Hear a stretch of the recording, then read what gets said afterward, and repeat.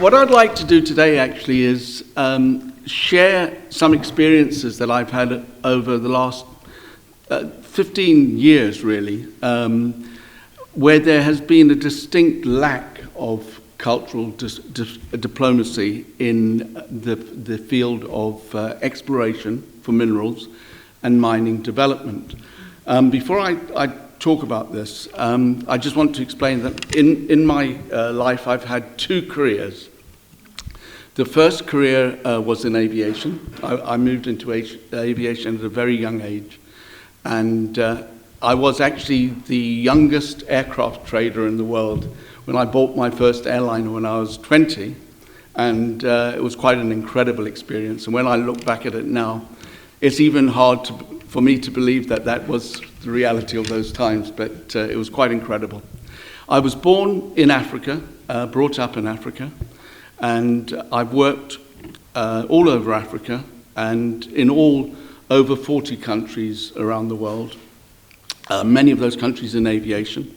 And then around 25 years ago, I moved into minerals development, mining development, through life circumstances that happens. And I started working in Latin America. And very early on, working in Venezuela actually, which was quite interesting, we had really great success. We were developing some gold fields, and we worked through a methodology process of development, and we were very successful. We ended up developing a field into a certain level of validation, and then we sold that project on to a big Indian group who then took it on further. That was kind of a blessing in disguise, because we did so well early on. We felt that we were just on the road to making one success after another. After that period, I moved and worked in other Latin American countries, particularly Brazil, where I formed relationships with really eminent individuals in the industry. One of my close friends and business partners was the National Secretary for Mining in Brazil for over 10 years.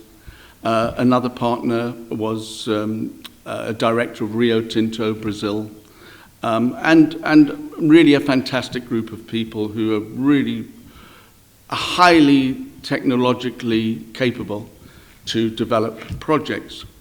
And we had a business plan to develop various new discoveries, very, very rich mineral discoveries in Brazil, that we felt investors, banks, institutions would be falling over themselves to help us develop. And we were surprised, why don't they want to help us develop these rich sites when we have a team of eminent geologists, engineers, metallurgical scientists, and independent European geological auditing agencies, and we couldn't raise finance, or it was very, very difficult to raise development finance. And we thought, well, what is the structural problem within the industry? Anyway, we've worked over the years primarily by private finance, but for the real big move in developing rich sites with minerals that are needed for the world and are in demand in the world, today there exists no facility that can help develop and bring on early stage but very rich minerals discoveries without taking out the local partners within the countries. That is another problem. That institutions or the large conglomerate mining companies that come in, they basically want to take out the local partners or leave a few crumbs on the table for the local partners to live with, and they take over the project. I was, last year, just as an example, we were in a meeting with a Canadian group that was very interested in one of our discoveries. And I was there with my Brazilian partners who had worked on this discovery for 7 years through their own means, their own financing. They'd put their life and soul into this project.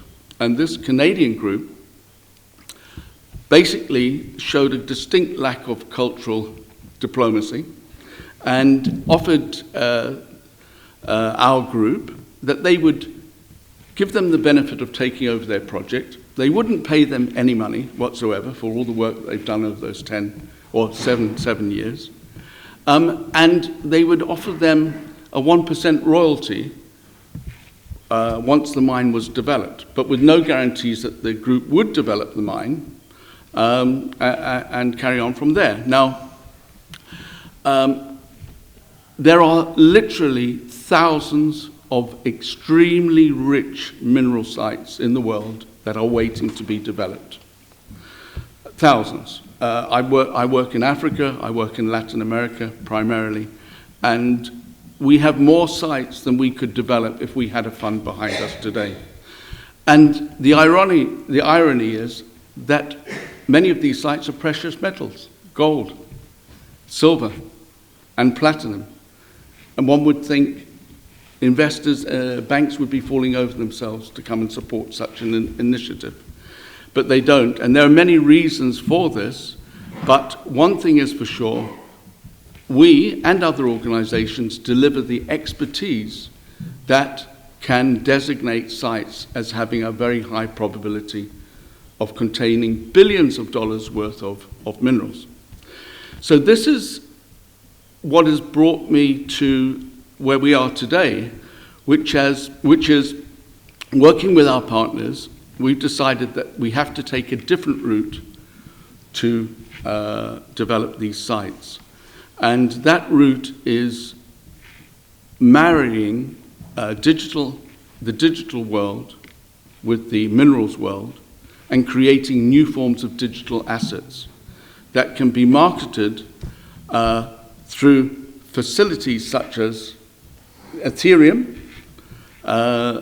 as a product, but that would offer the owners a greater share of the minerals wealth that is actually being produced. That doesn't exist today.